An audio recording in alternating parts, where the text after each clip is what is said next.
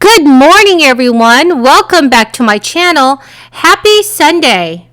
Will Congress give the American people a fourth stimulus check? Will the White House step in and prevent the loss of federal unemployment benefits? In this video, I'll be answering your questions on stimulus and federal benefits. Welcome back to my channel, everyone.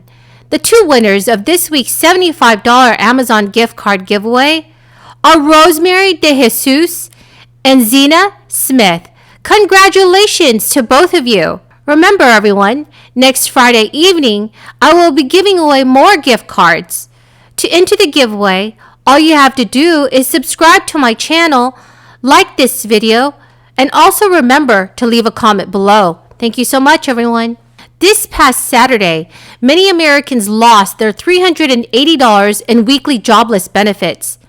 There are over 300,000 workers in Alaska, Iowa, Missouri, and Mississippi who will see their benefits significantly reduced or cut to zero starting on June 12th. Another 4.2 million workers in 21 more states will join them later this month or in early July when their states eliminate the benefits too, cutting off a much-needed lifeline. No extra federal assistance will be going out the door in those states after this weekend. That means the level of wage replacement with regular unemployment aid will not amount to half of workers' past income, per data from Andrew Stetner, a jobless policy expert at the Century Foundation. Some 22 million U.S. jobs were lost last year because of this crisis, many of them low-wage positions. According to Stetner, 25 GOP-led states are pulling the plug on unemployment insurance programs over the summer, imperiling aid for nearly 4 million Americans. Republican governors argue that the federal aid is keeping people from re-entering the workforce, slowing the economic recovery. Mississippi Governor Tate Reeves said in a statement, "It has become clear to me that we cannot have a full economic recovery until we get the thousands of available jobs in our state filled." The unemployment aid was extended until early September under President Joe Biden's stimulus relief law enacted 3 months ago. But many employers and Republicans stepped up their complaints about worker shortages, particularly in the leisure and hospitality sector, though those sectors added jobs in the past 2 months. President Biden appears to have demonstrated some sensitivity to the criticisms. President Biden said last week that it makes sense for federal unemployment aid to expire on Labor Day.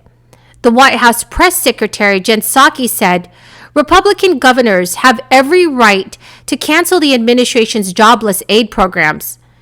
Senator Bernie Sanders, along with some economic experts, argue that the government has a legal obligation to step in and distribute aid to at least gig workers through the Pandemic Unemployment Assistance Program. But the Labor Department, which administers the program, has concluded it is unable to do much about it. Some Democrats in Congress have been very critical of the GOP moves. Democratic Senator Ron Wyden of Oregon said in a statement, "No one should face financial ruin for living in states run by Republicans. Nearly 3 in 5 workers affected by the early expiration in 25 states will be left with no benefits at all." So what do you think about this, everyone? Please leave your thoughts in the comment section below. Now, millions of Americans plan to use their tax refunds this year to pay for bills and basic necessities. However, many are experiencing a delay in receiving their tax refund. The Internal Revenue Service has been flagging tax returns for potential identity theft. Refund money has been withheld from some Americans until they can verify their identity. That process has been proving difficult since phone lines are clogged and online authentication is unavailable. It's very unclear how many taxpayers' refunds have been delayed during the 2021 filing season, but it's an issue for a growing number of Americans. According to the Taxpayer Advocate Service, the IRS flagged 5.2 million tax refunds for fraud last year, a nearly 50% increase over 2019.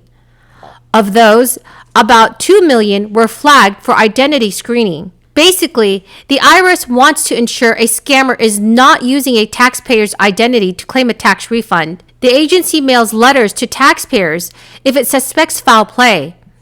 The Internal Revenue Service cannot process a tax return or issue a refund until the person responds. However, most flagged returns are not fraudulent. In 2019, 63% of the refunds vetted for identity theft turned out to be legitimate. Now, both houses of Congress will be back in session this week for the first time since May 20th, meaning movement will be occurring on the next stimulus relief package. As House Speaker Nancy Pelosi and other lawmakers get back to work after Memorial Day recess, a few new developments could cause the discussion of a fourth check to intensify. Those include fresh comments from the White House and new research into the impacts of the last two direct payments. Meanwhile, each week more people join the crusade for additional relief to help households afford food and housing, cover other basic bills, and pay down debt amid the financial fallout from this crisis. Everyone, please leave a comment below if you support a fourth round of stimulus checks. So everyone, that is the end of the video for this morning. I hope you found this video helpful today. Remember that next Friday evening, I will be giving away more $75 Amazon gift cards to enter the giveaway. All you have to do is subscribe to my channel, share and like this video, and please remember to leave a comment below. Thank you so much, everyone, and have a very, very blessed Sunday. Madam President, America is in a debt crisis. But it appears for Joe Biden and my colleagues across the aisle, reckless spending has only just begun. If left unchecked, this spending will be devastating for families in my state of Florida and all across our great nation. Washington's insane spending has our federal debt rocketing toward $30 trillion. That's equal to $233,000 in debt for every American family. Think about that. America's debt crisis, caused by decades of wasteful and reckless spending by Washington politicians, has now grown to the equivalent of every American family owing $250,000 in debt. But Biden, my colleagues across the aisle want more. President Biden is pushing for trillions in wasteful spending, raising the U.S. federal debt by 60% to $39 trillion, and the debt-to-GDP ratio to 117% in 2030, the highest level ever recorded in American history. Enough is enough. It's time to end the madness. Today, I'm introducing the Federal Debt Emergency Control Act to help bring some accountability back to Washington.